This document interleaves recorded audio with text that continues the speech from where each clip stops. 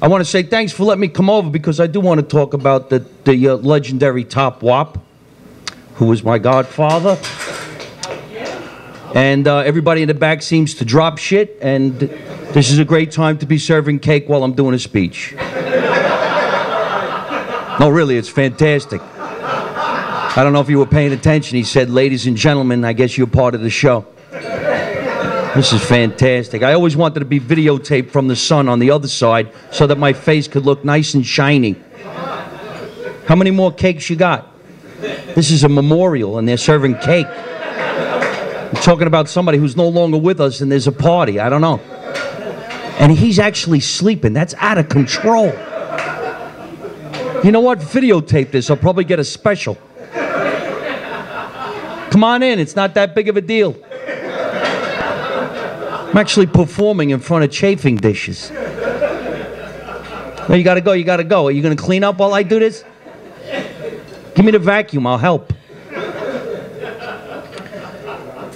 I know you guys know John Yozzo. We affectionately called him the Top Wop. He wore these really stupid looking hats that said Top Wop, which I thought was hilarious.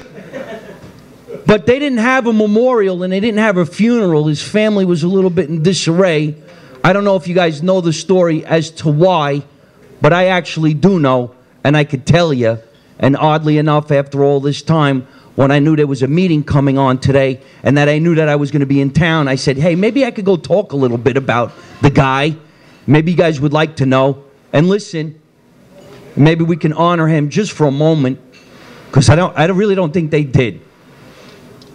About 20 years ago, I get a phone call when I first started doing stand-up. Some guy calls me on the phone and he goes, hey, you Mike Marino? And I said, yeah. He goes, I'm the Top Wop. I said, what the hell is that? He says, I'm the top Italian guy out there. I go, you call yourself a wop? I'm from New Jersey. I don't think we're supposed to be saying that. And he goes, yeah, let me correct you. Wop is not without papers. It means handsome man, from the word guapo. I says, well, you could say what you want. You're not that handsome. But if that's what you want to call yourself, that's funny to me. What do you want? He goes, I want you to perform at a Italian American of the Year award for Richard Jeni, the comedian, at the Braemar Country Club. I said, I'd give anything to meet Richard Jeni. The guy was my idol. So I went down there, I met the Top Wop, and we instantly became really good friends. And after doing a little golf tournaments that he was doing all the time, once a year, which he called for us eyes only, us Italians only, which was a stupid, silly golf tournament. But in the beginning of years, we made so much money. He was making so much money on these golf tournaments that he was handing $10,000, $20,000 to charitable organizations that did not have anything to do with being Italian. He gave it to LAPD. He gave it to the CHP. He gave it to the homeless people downtown. Then after about 5 years, all of a sudden, for us eyes only says, the Mike Marino, for us eyes only, Italian-American golf tournament. And that's when I said to him, hey, why don't we give the money back to ourselves? Because at that time, me and my Italian friends created the Sons of Italy in Hollywood and the Feast of San Gennaro.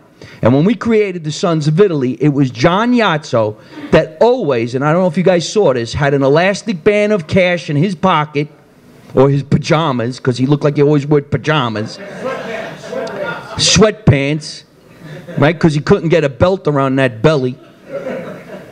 He would take money out of his pocket and throw it on that table in lightning speed. Never asked any questions. So I said to him, yeah, we're forming the Sons of Italy. We need some money to start us going. He goes, let's throw a party at the Braemar Country Club. Invite whoever you want. You tell a couple of jokes. I'll give you $1,500 to start the party.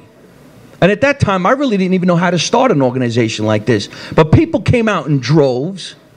He decided he was going to be my godfather, which I never had in my entire life because my godfather passed away when I was like, I think, 2 years old.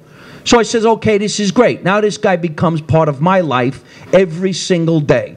He called me NJBB, which is New Jersey's bad boy. And I started to get more familiar with his life and all the things that he did. If you guys remember, a long time ago, he never drove. Showed up in the back of a limousine. And nobody really knew why, because he wasn't rich. He lived in an apartment. I don't even know what kind of business he was in, because he said he was in the graphic business. But I went to his office, and quite honestly, there were people walking out of the office that were getting massages. Take your time, let it go. That's some real shit. I'm not telling the whole story because he's running the camera. But anyway, so as I got to know John more and more and more, I realized he had a granddaughter and another granddaughter, and we became friends. They're actresses. We put them in some projects that we were doing. I met his daughter. Then eventually, hopefully you guys know what I'm talking about, but I met his wife. Did you guys ever meet John Yozzo's wife, Rose? Yeah. Did you meet Rose? I don't even know how to explain it, so for camera we'll say Rose is not 100%. A long time ago, John told me Rose, his second wife, had an accident when they first got married. They were married for, I think, a year. He said she fell down a flight of stairs and went from being 40 years old to 16 years old. And he never left her. I said to him, I go, but John, you know, you had a whole life. You were in what, your 50s, 60s? He goes, because, and I'll never forget this, he said, because she didn't ask for that. Stayed with her the entire time. Isn't that amazing? So slowly but surely, I got to know Rose. I talked to her once in a while. But like I said, you're talking to someone who's childlike, yet knows what's going on. So that's why when our friend John Yozzo went into the hospital because he had cancer and he was fighting it and he was doing his best, I went to go see him constantly. She wasn't saying to everybody, let's throw a big event for the loss of my husband, because she came from a different type of a family.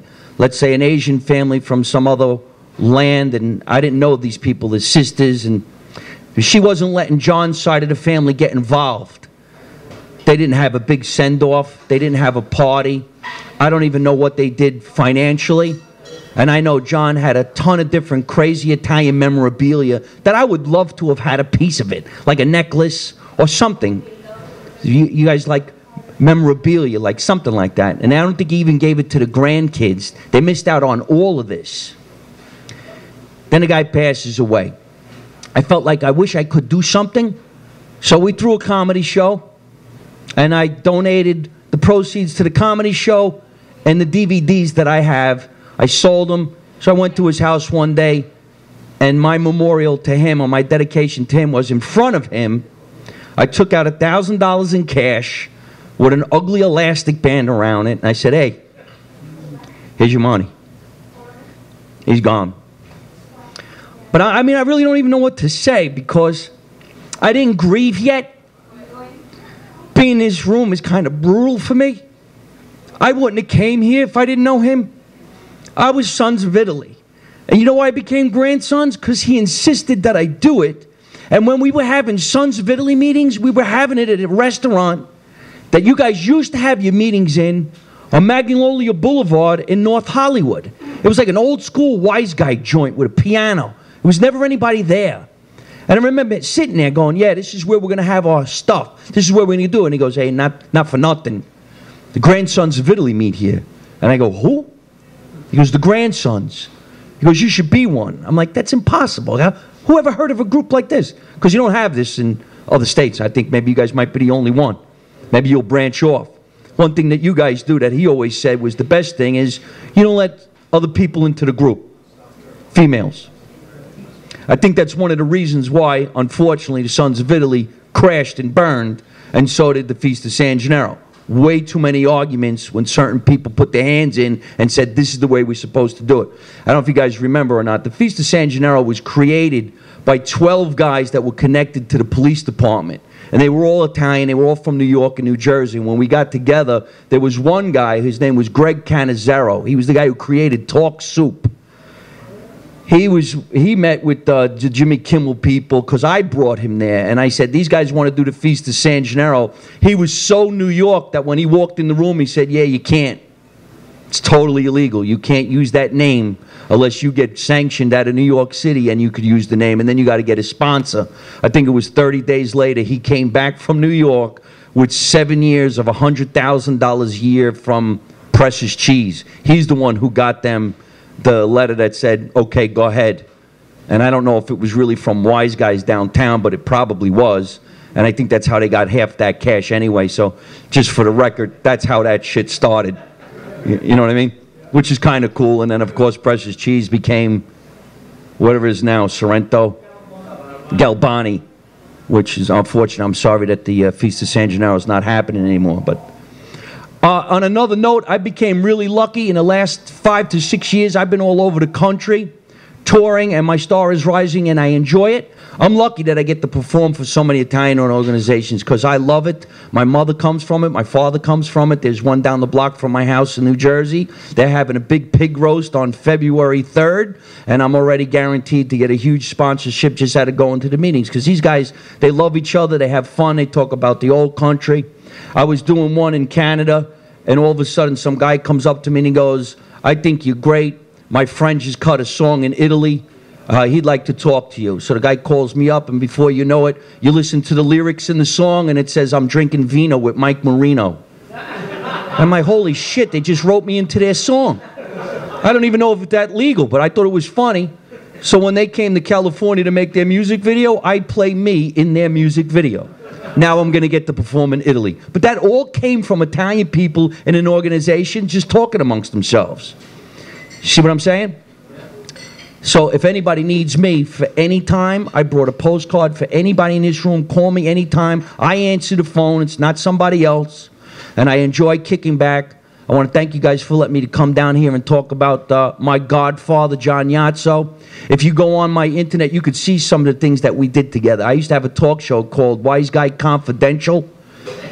And John was on the show with his niece, and you know, he's got a full head of hair. It looks completely different.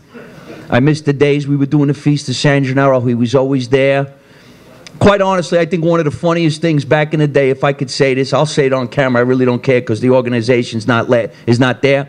But when we had one of the Sons of Italy meetings, and they were voting on who was going to take over the office, yeah, we rigged that shit. Take your time, people. That was hilarious. Yeah, she can't get in that office, or I lose the votes, lose the votes. Anyway, so I think that's enough that I want to say, but it's really hard being in this room not seeing the Top Wop. He was a badass, wasn't he? Yeah. That guy was in pain, and he came walking through the parking lot. He stumbled and fall, but he'd make it to this meeting. And you know what was really crazy? Every time I came in here, he paid for my lunch before I walked in the door.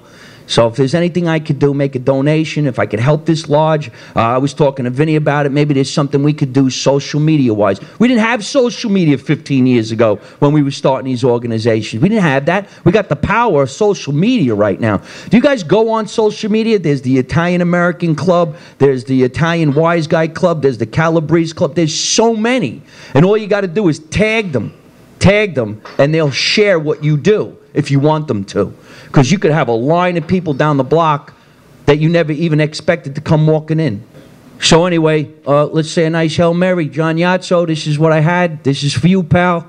Miss your Top Wop. Thank you, guys. Thank you. Thank you. Thank you.